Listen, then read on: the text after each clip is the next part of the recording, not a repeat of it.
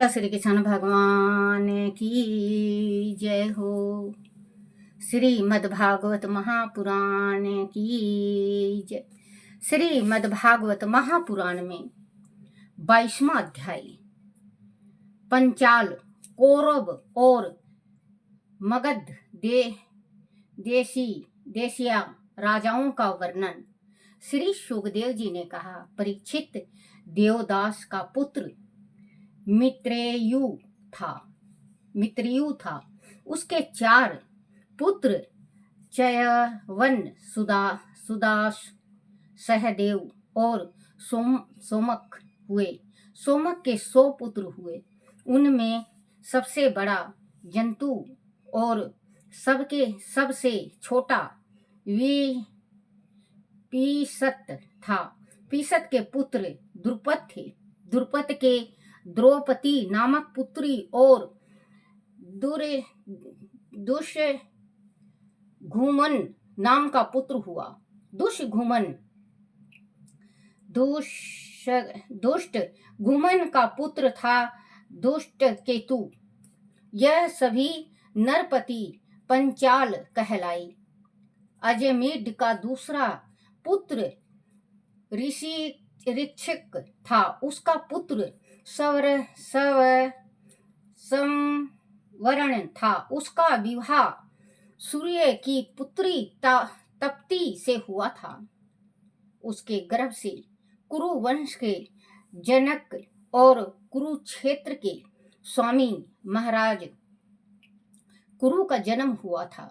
कुरु के 4 पुत्र परीक्षित, सुधनवा, जाहू और निषधवर। सुधवा से सुहोत्र, उससे च्यवन, उससे कृति, उससे उपरिचर वासु, उससे बृहद्रता आदि पुत्र उत्पन्न हुए। उनमें बृहद्रदत्ता, दत्थ, कुशंबा, मत्स्य, प्रत्ययग्रह और चेतिप आदि चेतिप देश के राजा हुए। चेती वंश की नींव राजा चेतिप से ही जानी जाती है। बृहदरथ का पुत्र कुशाग्र, उसका ऋषभ, उसका सत्यहित, उसका पुष्यवान, उसका जाहू हुआ। बृहदरथ की पुत्री पत्नी के गर्भ से एक बृहदरथ की पुत्री माफ करना, बृहद्रथ की दूसरी पत्नी के गर्भ से एक ही शरीर के 2 टुकड़े पैदा हुए। उन्हें उनकी माता ने महल से बाहर फेंकवा दिया। तब जरा नाम की एक राक्षसी ने उन दोनों टुकड़ों को आपस में जोड़कर कहा, जियो पुत्र। ऐसा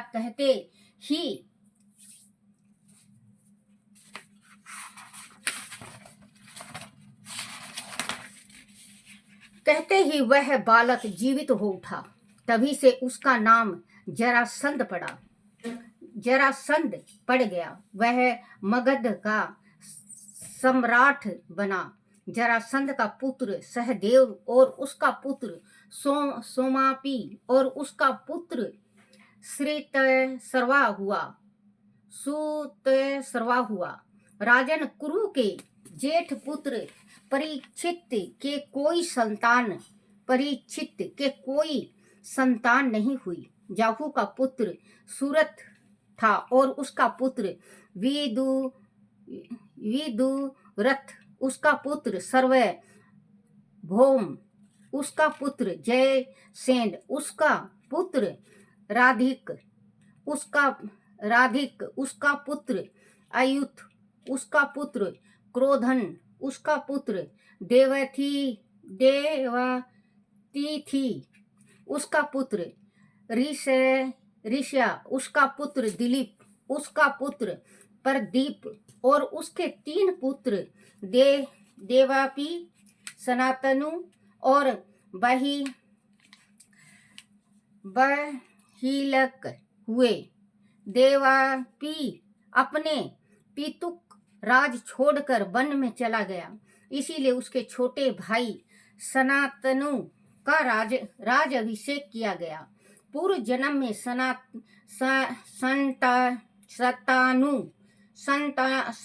संतानु का नाम महाभीष था। इस जन्म में वह जिस व्यक्ति का स्पर्श कर देते थे वह युवा हो जाता था और उसे परम शांति प्राप्ति हो जाती थी। इसी कारण उसे सनातनु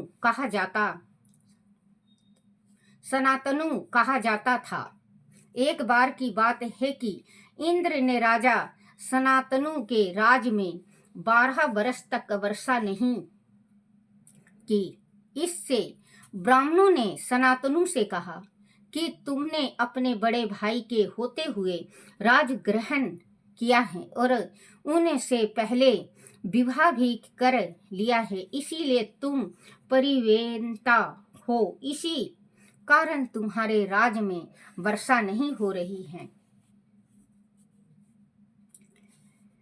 आदि तुम अपने नगर और राज की उन्नति चाहते हो तो वह राज अपने बड़े भाई को लौटा दो। उसकी बात सुनकर सनातनु वन में गृहस्थल आश्रम स्वीकार नहीं किया। भाई को लौटा दो। उसकी बात सुनकर सनातनु वन में गए और अपने बड़े भाई देवापी से राज स्वीकार करने के लिए कहा, परंतु देवापी ने गृहस्थल आश्रम स्वीकार नहीं किया और ना राज लेने में ही रुचि दिखाई। उन्होंने कहा कि मैंने अपनी इच्छा से वन जीवन स्वीकार किया है। राज और गृहस्थल में मेरा मन नहीं रहता। उनके ऐसे कहने पर राज में खूब वर्षा हुई। देवापी इस समय भी कल्प ग्राम में योग साधना में लीन है। जब कलयुग में चंद्र वंश नष्ट हो जाएगा तब वह सत्य युग के प्रारंभ में फिर से अपने वंश की स्थापन करेंगे। राजन, सनातनु के छोटे भाई बहलेहिक ने पुत्र सोमदत्त हुआ। सोमदत्त के 3 पुत्र भूरी सर्वा और सल हुए। सनातनु ने दस राज की कन्या सतवती से विवाह करने से पूर्व गंगा से विवाह किया था। उससे उन्हें अखंड ब्रह्मचारी भीषण देवव्रत की प्राप्ति हुई थी। भीष्म समस्त धर्म यज्ञों के सिर मोर भगवान श्री कृष्ण के परम भक्त और परम ज्ञानी थे। वह संसार के समस्त वीरों में अग्रणी नेता थे। उन्होंने भगवान परशुराम को भी युद्ध में शांत कर दिया था। सनातनु ने दशराज की कन्या सतवती से 2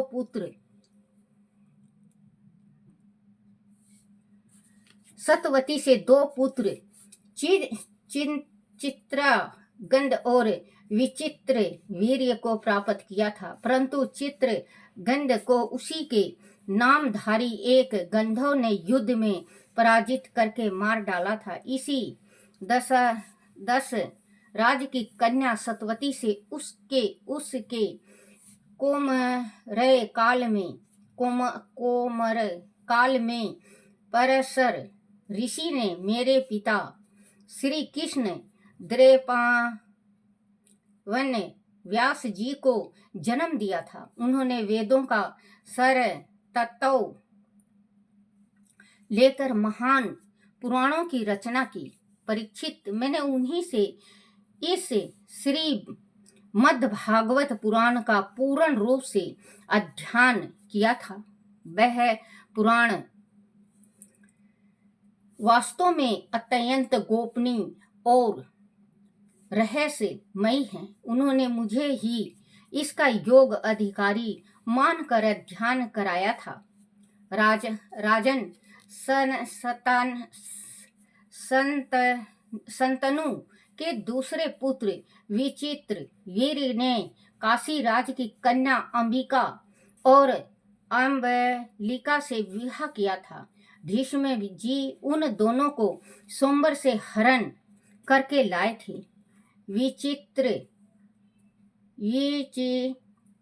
वीर और अपनी दोनों पत्नियों के साथ भोग विलास में इतना अधिक डूब गया था कि उसे राज यक्षम रोग टीवी हो गया और एक दिन निसंतान ही उसकी मृत्यु हो गई।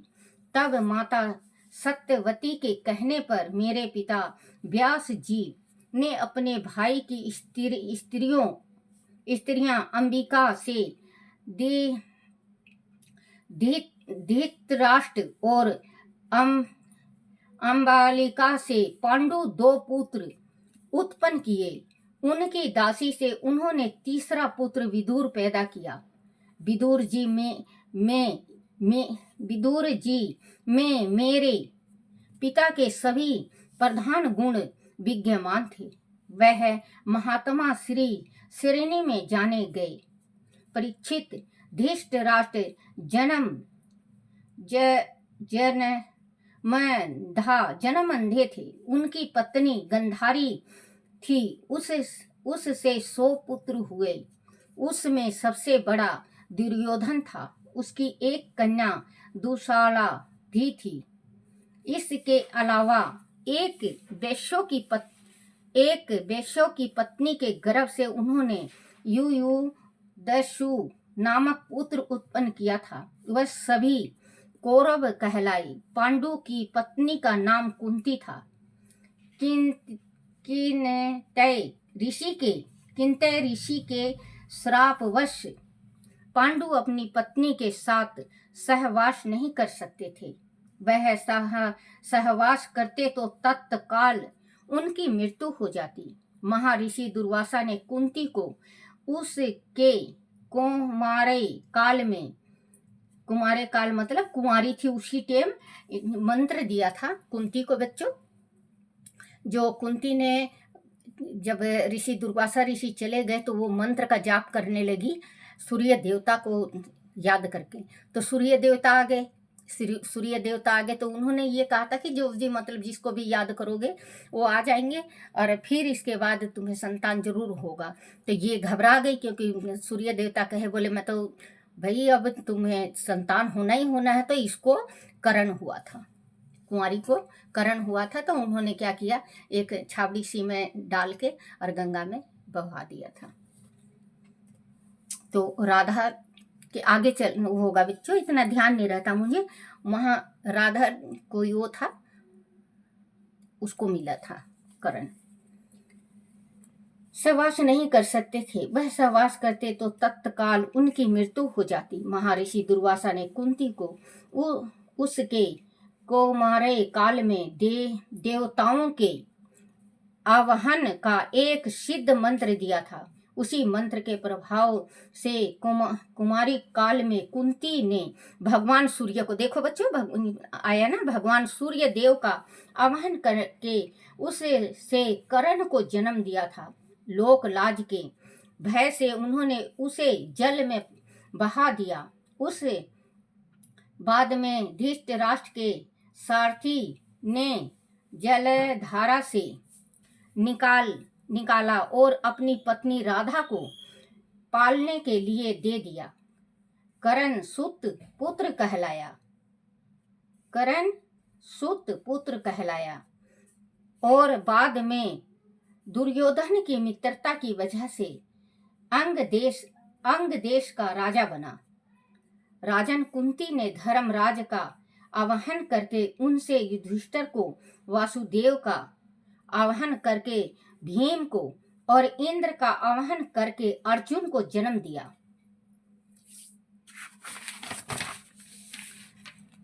महाराज पांडु की दूसरी पत्नी का नाम माधवी था। उसने कुंती के कहने पर आशीवानी कुमारों का आवाहन किया और उन्हें नकुल और सहदेव प्राप्त हुए। वह पांचों भाई पांडु कहलाए। वह सभी बड़े धनुधारी थे और तुम्हारे पिता माँ थे। राजन युधिष्ठिर के पुत्र का नाम प्रतिविंध्य था। भीमसेन के पुत्र का नाम श्रितसेन था। भीम का उनकी असुरी पत्नी डिम्बला से घटोत्कच का नाम का भी एक पुत्र था। अर्जुन का पुत्र श्रितकीर्ति, नकुल का सतनीक और सहदेव का कर्मा था। वह सभी द्रौपदी के द्वारा उत्पन्न पुत्र थे। उनके अतिरिक्त युधिष्ठिर की पूर्वी नाम की पत्नी से देवक नाम का पुत्र भी था। भीमसेन की तीसरी पत्नी काली से सर्वगत नाम का एक पुत्र था। अर्जुन का श्री कृष्ण और बलदेव की बहन सुभद्रा से अभिमन्यु अर्थात तुम्हारे पिता का जन्म हुआ था। अर्जुन ने नाग कन्या उल्लपी से वान और मणिपुर की राजकुमारी के गर्भ से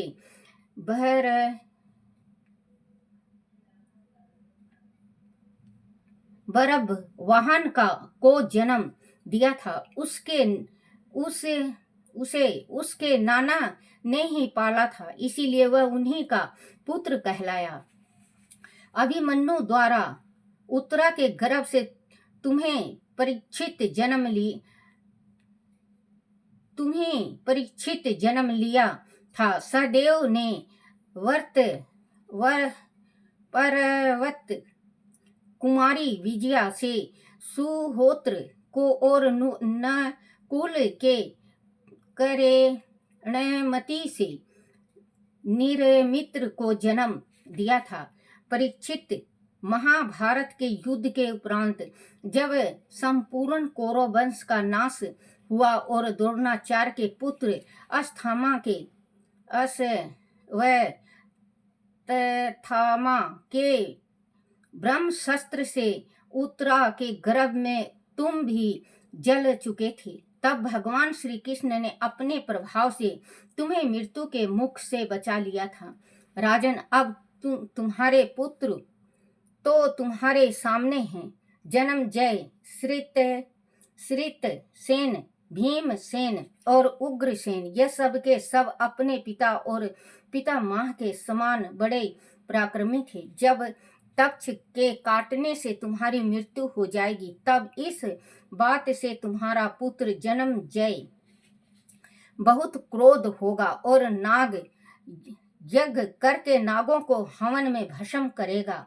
कवसे यतुर को वह पुरोहित बनाकर अश्वमेघ यज्ञ करेगा और सारी पृथ्वी पर विजय प्राप्त करेगा। यज्ञ द्वारा भगवान वासुदेव की आराधना करेगा। राजन, जन्मजय का पुत्र होगा सतानिक, जो यज्ञ बलकय ऋषि से तीनों वेद और कर्म कांड की तथा कृपाचार्य से अस्त्र विद्या की शिक्षा प्राप्त करेगा। इसके अलावा शौनकादि ऋषियों से आत्मा ज्ञान प्राप्त करके परमात्मा के परम धाम को प्राप्त होगा। राजन, सतानिक का पुत्र सहस्त्रनिक होगा और उसका अश्वम यज्ञ, उसका असीम कृष्णा और उसका नेमी चक्र होगा। जब हस्तिनापुर गंगा जी में बह जाएगा तब वह कोशवीरपुरी में सुखपूर्वक निवास करेगा। नेमी चक्र का पुत्र होगा चित्ररथ, उसका कविरथ, उसका विष्टिमान, उसका सुषेण, उसका सुनीत, उसका नीचक्षु, उसका सुखीनल, उसका पल्लव, उसका सुनय, उसका मेधावी, उसका निपुंजय, उसका दुर्वा और उसका तिमी होगा। तिमी से बृहदत्त, उससे सुदास, उससे सतानिक, उससे दुर्दमन, उससे वही नर, उससे दंडमणि, उससे निमि और उससे क्षेमक का जन्म होगा। राजन, मैंने तुम्हें ब्राह्मण और क्षत्रिय दोनों के वंशों का वर्णन सुनाया। बड़े बड़े ऋषि और देवगण भी इस सोम वंशीय परंपरा का सत्कार करते हैं और उनकी प्रशंसा में गीत गाते हैं। यह वंश राजा क्षेमक के साथ ही नष्ट हो जाएगा।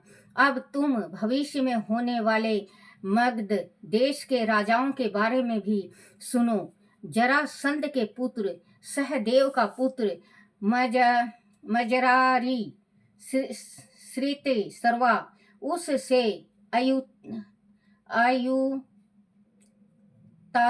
तायु, उससे निरमित्र, उससे सुनक्षर, उससे बृहतशय, उससे करमजीत, उससे सित जय, उससे विप्रय, उससे सुचि, उससे क्षेम, उससे सुरवत, उससे धर्मसूत्र, उससे साम, उससे घुमतसेन, उससे सुमति, उससे सुगल, उससे सुनीत, उससे सत्यजीत, उससे विजयजीत और उससे रिपुंजय नाम का पुत्र होगा। वह सभी बृहद्रथ वंश के राजा होंगे। इसका शासन काल 1000 वर्ष के भीतर समाप्त हो जाएगा। बोलो श्री कृष्ण भगवान की जय हो। श्री कृष्ण गोविंद हरे मुरारी, हे नाथ नारायण वासुदेवाय, हे नाथ नारायण वासुदेवाय, हे नाथ नारायण वासुदेवाय। बोलो श्री कृष्ण भगवान की जय हो। आरती श्री भागवत भगवान की है आरती, पापियों के पाप को है तारती। आरती श्री भागवत भगवान की है आरती, पापियों के पाप को है तारती। बोलो श्री कृष्ण भगवान की जय हो। अपने अपने माता पिता की जय, अपने अपने गुरुदेव महाराज की जय हो।